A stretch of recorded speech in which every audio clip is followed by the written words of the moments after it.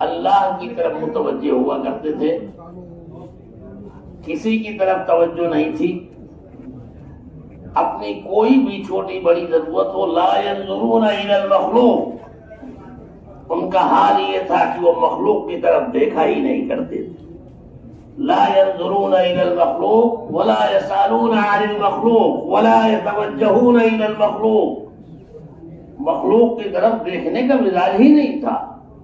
ہمارے لیے ہمارا اللہ کافی ہے، ہمیں اپنے اللہ کے علاوہ کسی کی طرف نہیں دیکھنا ہے. خدا دارم جسم دارم، میں اپنے ساتھ اپنے اللہ کو رکھتا ہوں، مجھے کیا غم ہے کسی کا. کسی کی طرف توجہ کرنے کی ضرورت ہی نہیں ہے. چنانچہ حضور صلی اللہ علیہ وسلم نے تمام صحابہ کرام رضوان اللہ علیہم اجمعین کو اللہ کی طرف متوجہ کیا اپنی چھوٹی بڑی ہر ضرورت کے اندر. جب یہ حضرموت کے میدان میں پانی اور مصیبت میں اور پریشانی میں پھنس گئے، اللہ حضرت رضی اللہ تعالیٰ عنہ کو بلایا گیا کہ امیر صاحب کو بلاؤ کہ ان حالات میں ہم کہاں جائیں. اللہ کے غیر کی طرف ہاتھ اٹھانا ہمارا مزاج نہیں ہے. مانگیں گے تو اللہ سے اور لیں گے تو اللہ سے. ایسی حالت میں کہ ہمارے سامنے مسئلے کا کوئی حل نہیں ہے، امیر صاحب کو کہو کہ آ کر کے دیکھیں اور مشورہ کریں کہ اور رائے دیں ہم کو کہ ہم کو کیا کرنا ہے.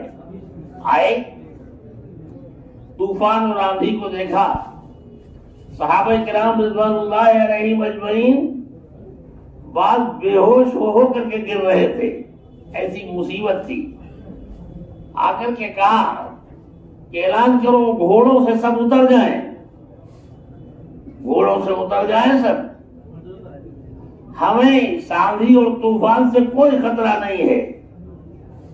ہم کو ہمارے نبی صلی اللہ علیہ وسلم نے ان حالات میں اللہ سے مدد لینے کا طریقہ سکھلایا.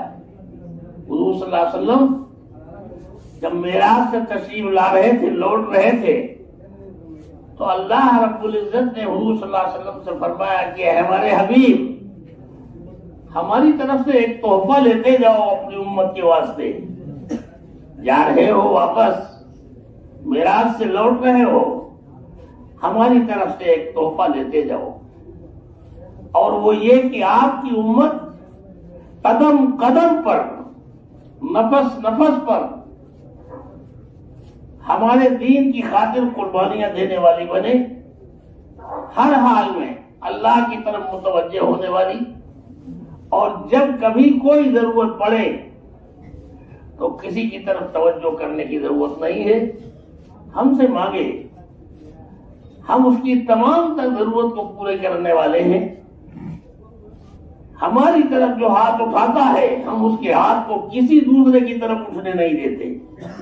وہ آنسو جو اپنی ضروریات میں اور اپنی حاجات میں اللہ کی بارگاہ کی طرف گرا کرتے ہیں، اللہ اتنے غیور ہے کہ خدا کی قسم ان آنسوؤں کو اللہ اپنے علاوہ کسی غیر کے سامنے گرنے کا موقع نہیں دیا کرتے. وہ آنسو یہود و نصارہ کے سامنے نہیں گرا کرتے، وہ آنسو تو صرف اور صرف اللہ کے سامنے گرا کرتے ہیں. لہذا ہم کو ہمارے نبی صلی اللہ علیہ وسلم نے، اللہ رب العزت نے ہمارے نبی صلی اللہ علیہ وسلم کو اپنے سے بدل لینے کا طریقہ سکھلایا. مانگو ہم سے، ہاتھ اٹھے ہماری طرف، لیکن ان ہاتھ اٹھنے کے لیے یہ ضروری ہے کہ اس حال میں یہ ہاتھ اٹھیں ہماری طرف کہ ہمارے علاوہ کسی دوسرے کا شائبہ تک نہ ہو. نظر اٹھے تو اللہ کی طرف، مانگو تو اللہ سے، کسی دوسرے سے مانگنے کی ضرورت نہیں ہے. جو ہاتھ اللہ کے سامنے اٹھا کرتے ہیں اللہ انہیں دوسروں کے سامنے پھیلنے کا موقع نہیں دیا کرتے. لہذا گھوڑے سے اتر جائیں سب، کہو کہ جتنے ہیں سب گھوڑے سے اتر جائیں.